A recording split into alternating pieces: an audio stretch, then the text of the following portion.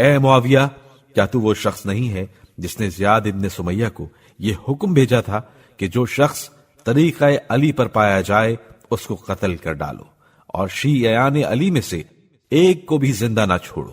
خدا کی قسم، علی نے بحکم خدا تجھ کو اور تیرے باپ بھائی کو اپنی تلوار کے نیچے رکھا۔ اسی حسد و عداوت کی بنا پر تو نے مسند خلافت کو غصب کر لیا۔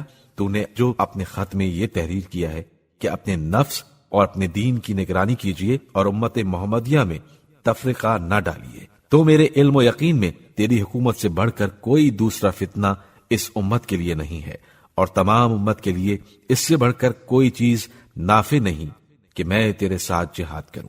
اگر میرا یہ مقابلہ اور مقاتلہ انجام پا گیا تو قربت خدا کا شرف حاصل کروں گا، اور اگر میں اس میں پہلو تہی کروں تو مجھ کو اس کے لیے استغفار کرنا چاہیے۔ اور یہ جو تو نے لکھا ہے کہ اگر آپ میرے حقوق کا انکار کریں گے تو میں بھی آپ کے حق کا انکار کروں گا، اگر میرے ساتھ چال چلیں گے تو میں بھی چلوں گا، پس افسوس ہے تجھ پر۔ مجھ کو تیرے متعلق یہ پورا یقین ہے کہ تیرے مکر سے دنیا میں کسی کو ضرر نہ پہنچے گا، بلکہ وہ الٹ کر تیری ہی ذات میں آئے گا، کیونکہ تجھ پر جہالت سوار ہے اور تو صلح کا معاہدہ توڑنے پر حریص ہو گیا ہے۔ اپنی جان کی قسم کھا کر کہتا ہوں کہ تو نے اپنے کسی ایک وعدے کو بھی پورا نہیں کیا، اور تو نے صلح کے بعد اپنے وہ تمام عہد و پیمان توڑ دیے جن پر تو نے سخت سے سخت قسمیں کھائیں۔ تو نے بہت سے مسلمانوں کو قتل کروا دیا جن کا جرم اس کے سوا اور کچھ نہ تھا کہ وہ ہماری محبت کا دم بھرتے اور ہمارے فضائل کو بیان کرتے تھے۔ تو نے ان لوگوں کو شاید اس وجہ سے قتل کروایا کہ اگر تو مر جائے اور وہ لوگ زندہ رہ جائیں تو شمشیر آبدار کی لذت چکھنے سے محروم رہ جائیں گے۔ اے معاویہ، آگاہ ہو کہ روز حساب بہت جلد آنے والا ہے، اور بدلہ لینے والے خدا کے پاس ایسی جامع کتاب ہے کہ دنیا کا کوئی چھوٹے سے چھوٹا اور بڑے سے بڑا گناہ ایسا نہیں جو اس میں درج نہ کیا جاتا ہو۔ خدا تیری ان حرکتوں کو خوب دیکھتا ہے کہ تو نے نیک بندوں پر تہمتیں لگائی ہیں، ان کو قتل کروایا ہے اور ان کو جلا وطن کیا ہے۔ تو اپنے بیٹے یزید جو شراب خور اور کتوں سے کھیلنے والا ہے کے لیے لوگوں سے بیعت لیتا ہے۔ بے شک تو نے اپنے نفس کو سخت نقصان میں ڈالا ہے اور اپنے دین کو ہلاک کیا ہے، اور اپنی رعایا کو مضطرب الحال بنایا ہے، اور اپنی امانت و دیانت کو خراب کیا ہے۔ تو جاہلوں کی باتوں کو سنتا ہے اور نیکوں اور پرہیزگاروں کو ڈراتا ہے۔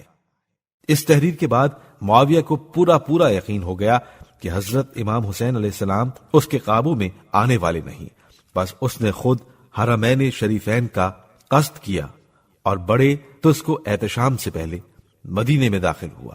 صاحب روضۃ الصفا لکھتے ہیں کہ پہلے اس کی ملاقات امام حسین علیہ السلام سے ہوئی۔ معاویہ نے ان کو دیکھتے ہی کہا، خدا تمہیں خوشی نصیب نہ کرے، تم اس بدن کی مانند ہو جس کا خون جوش میں آیا ہو، خداوند عالم تمہارا خون بہائے گا۔ جب عبد الرحمن ابن ابو بکر سے ملاقات ہوئی تو کہنے لگا، تم بڈھے ہو گئے ہو اور تمہاری عقل زائل ہو گئی ہے، بے عقلی کے آثار تم میں نمایاں ہیں۔ اس طرح کی باتیں اس نے عبداللہ ابن عمر اور عبداللہ ابن زبیر سے کہیں۔ اس عبارت سے معاویہ کی برہمی مزاج اور شوریدہ سری کا پورا پتہ چلتا ہے۔ وہ غصے میں ایسا بھرا ہوا تھا کہ مے کی طرح برس پڑا۔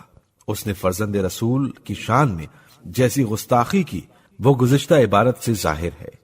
امام حسین علیہ السلام نے اس کے جواب میں کہا، اے معاویہ، خاموش ہو، ہم ایسی بےہودہ گفتگو سننے کے اہل نہیں ہیں۔ معاویہ نے کہا، تم ایسی ہی باتوں کے اہل ہو، تم وہ کرنا چاہتے ہو جو خدا نہیں چاہتا، اور خدا کا جو ارادہ ہے وہ ظاہر ہو کر رہے گا۔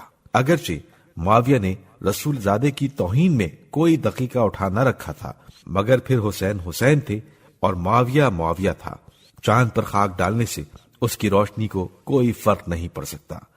معاویہ خود غرضی اور عداوت کی آگ میں از سر تا پا جل رہا تھا۔ ایسی حالت میں اس کی گفتگو ایک مجنون کی بڑھ سے زیادہ وقت نہیں رکھتی تھی۔